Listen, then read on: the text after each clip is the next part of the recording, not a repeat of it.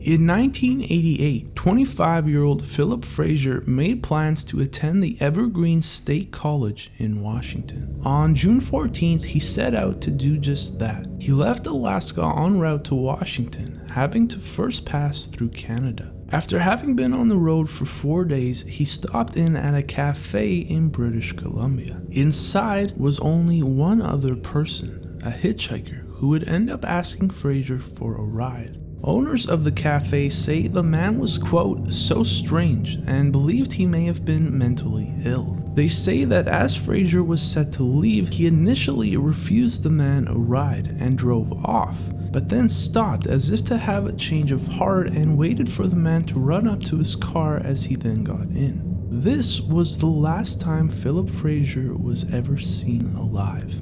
8 hours later, nearly 200 miles away from the cafe, a couple came across a car on the side of the road with a man who seemed to be having car problems. The man introduced himself as Phillip Fraser. The man was extremely nervous, but the couple thought nothing of it, believing that he was simply scared of being stranded alone. They invited the frantic young man to stay at their home for the night until morning and towed his car behind them. He would end up spending the night in the couple's home and told of a backstory that his parents were both doctors in Alaska and that he was on his way to attend college in Washington. While the couple didn't know it at the time, this man was actually the hitchhiker from the cafe. He had taken over Phillip Fraser's identity and stolen his car. The next morning, after getting the car running again, the man left, and 12 hours later, the car was found, set on fire, and abandoned. It would take 6 weeks before the body of Phillip Fraser was found, and the mysterious hitchhiker who killed him has never been found again.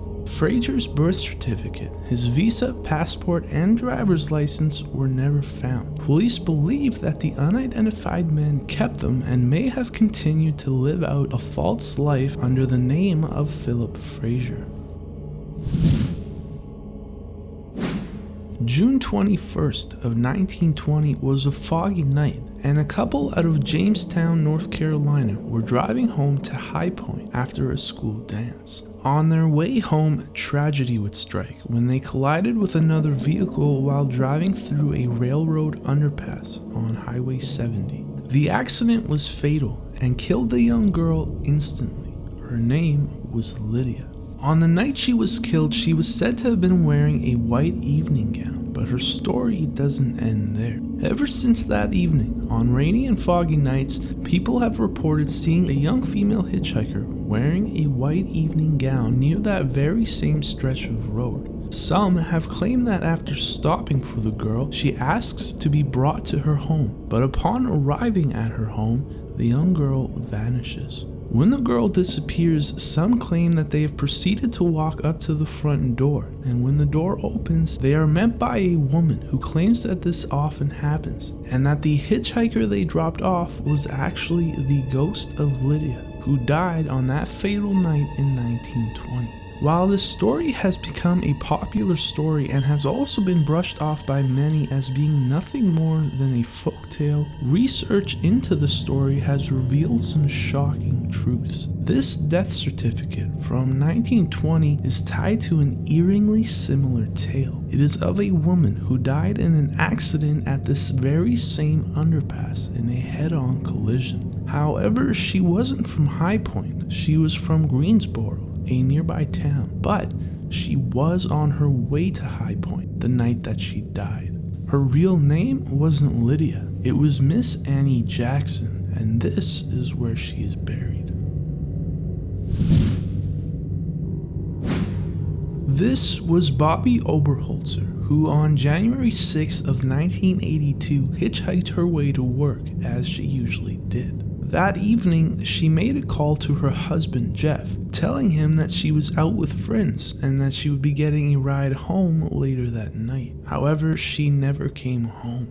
The next morning, January 7th, Jeff went out in search of his wife and discovered that she had left the bar at 7:30. Only hours later, a farmer nearby found Bobby's ID, and not long after that, her body was found in a secluded field. She had been shot twice. Her backpack and some other belongings were found dumped on the side of the highway, but strangely, an orange sock that did not belong to her was found next to her. This would remain a mystery for the following 6 months. The same day that Bobby was found murdered, another woman by the name of Annette Schnee was reported missing as well. Similarly, she was also a waitress at a bar who had been known to often hitchhike to work. 6 months later, on July 3rd of 1982, her body was found dumped in the woods. She had also been shot and sexually assaulted. Shockingly, she was wearing the matching orange sock that had been found 6 months earlier at the scene of Bobby. Even more shocking was that they found a business card, a card that belonged to none other than Jeff Overholtzer, Bobby's husband. He claimed innocence and that he had actually picked Annette up only days before she went missing when he saw her hitchhiking and gave her a ride along with his business card, and that had been the last that he ever saw of her. He remained a suspect of both murders for nearly 10 years before DNA testing would later clear Jeff. Police believe that Annette had hitchhiked home, as she had often done, and was picked up by a man who attempted to rape her. Trying to run, the man then shot her in the back, leaving her body, and unknowingly kept one of her orange socks in his vehicle. That exact same night, only hours later, the killer tried again and picked up another hitchhiker, this time Bobby Overholtzer. After trying to rape her, she also attempted to run, and that orange sock that had been left in his vehicle from earlier fell out at the crime scene. To this day, this case remains unsolved.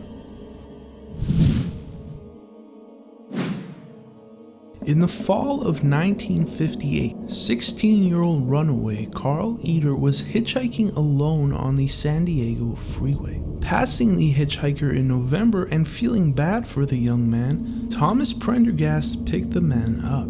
After learning Eder was homeless, Thomas invited him into his home until the boy could find a job. Prendergast was a middle-aged man and a father of 4. 2 months later, on December 12th, as Prendergast was returning home from work, he was met by an already waiting Eder in his driveway. Eder approached the vehicle and asked him if he could give him a ride back to San Diego. Not thinking much of it, he complied. It wasn't long after they began driving that Eder suddenly jumped out of the car and ran away. The reason why was about to become very clear. When Prendergast arrived back home, he was met by absolute terror. His wife, Lois, had been shot to death, and his 4 children, ranging from as young as just 2 to 9 years old, were all killed. It was just 2 days before police would catch up with Eder, and when asked why he did it, he told them that Diane, the 4-year-old, had been annoying him and that she was loud. He claimed that he then flipped out and slammed her to the ground. As Lois heard the commotion, she had come to the room and quickly tended to her daughter's injuries. This was when he ran to grab his shotgun and shot her in the back of the head. Running to grab a butcher's knife, he then killed Diane, slashing her throat and stabbing her brutally to death. He then proceeded to stab and kill the rest of the children. Police claimed they were stabbed so violently that they were disemboweled into separate pieces. Eder received 2 life sentences but escaped prison in 1974 at the age of 32 and has never been seen again. He left only a note stating, "I've done enough time and I'm leaving." Strangely, 2 years later, a severely composed body was found at the property of the home where the murders took place, chained to 2 cinder blocks. The body turned out not to be Eder. Today, if alive, he would be 75 years old.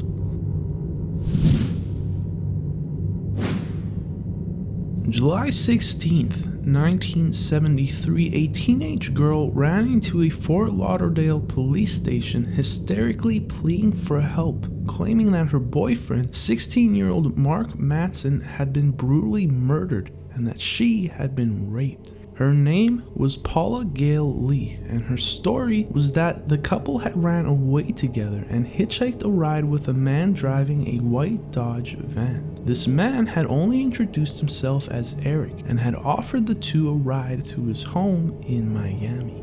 Here, the man grabbed a gun and held the two at gunpoint, forcing them to undress. Then, while taking pictures, he made them perform various strange sexual acts. Needing both hands to take the photos, he placed his gun beside him. Mark saw this as an opportunity and lunged himself towards the weapon. He was shot 3 times in the head, chest, and shoulder.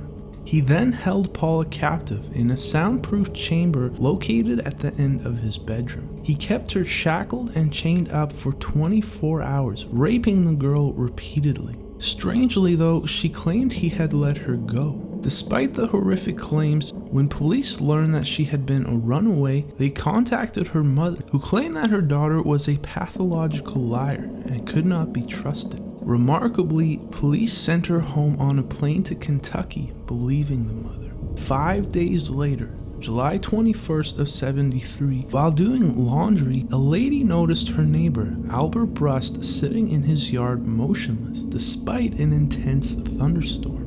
Her son would later reveal that he had been sitting there for 2 days. The man had poisoned himself with cyanide. A police search of his home revealed an overwhelming smell of rotting flesh. In his bathtub, they found a large slab of concrete encased with a mutilated, decapitated body. A further search into his bedroom revealed a door that led to a room clearly designed as a torture chamber, and alongside they found a journal. Inside, Albert's disturbing sexual fantasies of capturing a sex slave he could torture and keep in his chamber were found.